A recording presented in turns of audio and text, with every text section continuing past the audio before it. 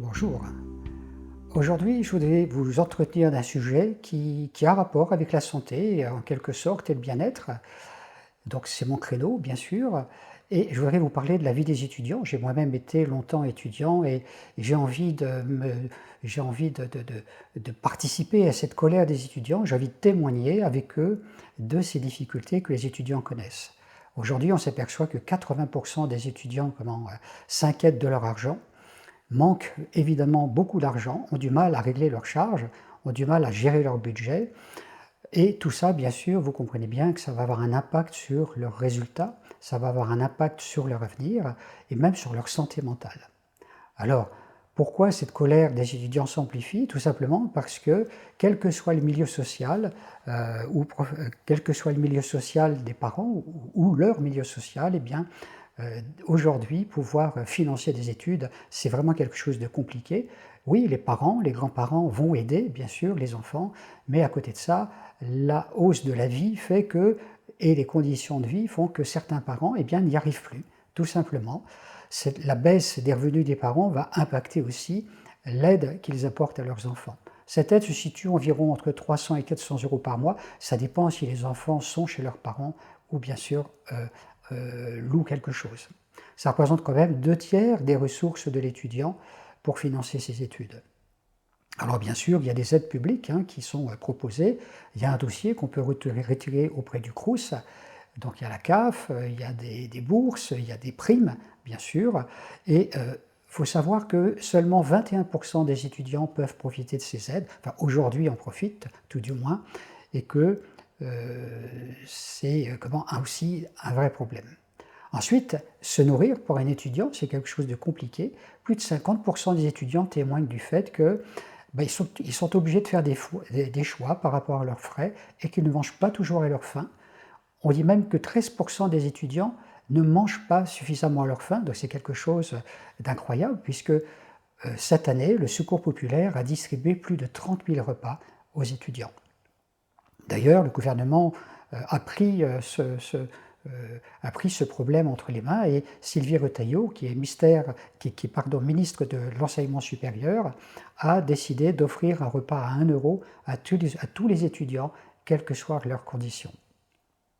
Également, l'Observatoire de la vie des étudiants, l'OVE, dit que la santé des étudiants est en danger. Pourquoi? Parce que tous les étudiants n'ont pas de mutuelle et ne se font pas soigner convenablement.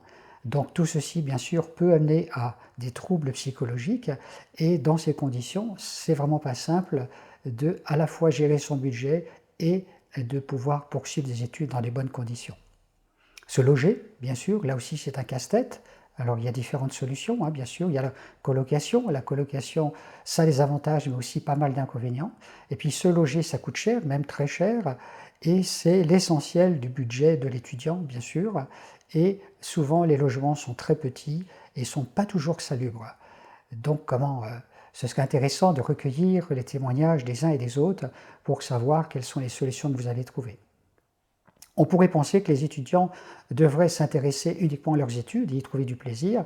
Malheureusement, une grande partie des étudiants travaillent et la pandémie est passée par là et la pandémie a privé bon nombre d'étudiants de leur job d'été ou toute l'année et leur a donc largement imputé sur leur budget, tout simplement parce qu'ils n'ont pas pu sortir pour aller faire leur boulot. Donc ça a développé là aussi une nouvelle précarité chez les étudiants. Et bien sûr, travailler pendant que l'on fait des études, je l'ai fait personnellement aussi, c'est quelque chose qui va avoir un impact sur les études en termes de fatigue, en termes de disponibilité, en termes de sommeil et en termes de temps tout simplement pour étudier.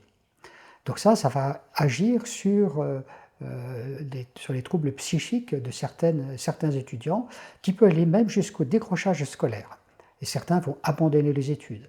Par contre, d'autres qui sont d'un naturel plus dynamique et ingénieux vont carrément créer des sociétés online pour avoir l'équivalent d'à peu près 500 euros de plus par mois.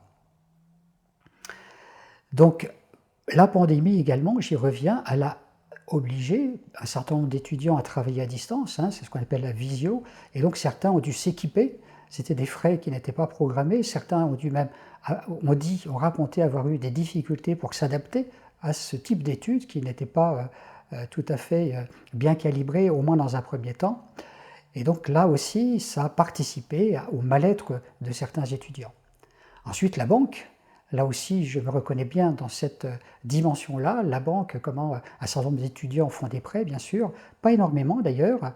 30% des étudiants font des prêts et le prêt, dans un premier temps, ne couvre pas forcément toutes les études.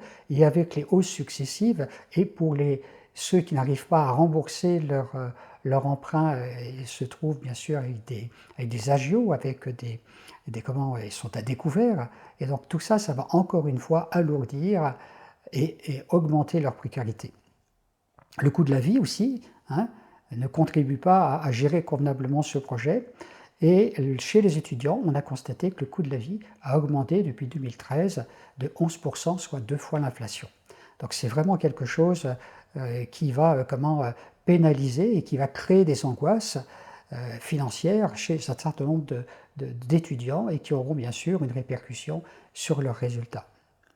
À l'heure où les enfants attendent un diplôme, à l'heure où les enfants attendent une vie pleine d'espoir, une vie qu'ils se sont choisis, eh bien tout ça, le coup de gueule que je voulais passer, participer à ce coup de gueule, c'est de dire que lorsqu'on se lance dans les études, il faut faire attention de pouvoir les budgétiser, pouvoir bien les planifier, de façon à ne pas avoir trop de surprises par la suite. Et puis pour finir, eh bien, c'est pas parce qu'on a un diplôme qu'on aura forcément du travail. Et là aussi, il y a un certain nombre de difficultés. Souvent, les enfants s'attendent à gagner plus que leurs parents. Il y a toujours cette inégalité entre les hommes et les femmes. Donc voilà, j'avais envie de témoigner un petit peu avec ces étudiants que la vie pour eux n'est pas facile et j'espère que le gouvernement trouvera des solutions par rapport à ça. Merci de m'avoir écouté. Au revoir.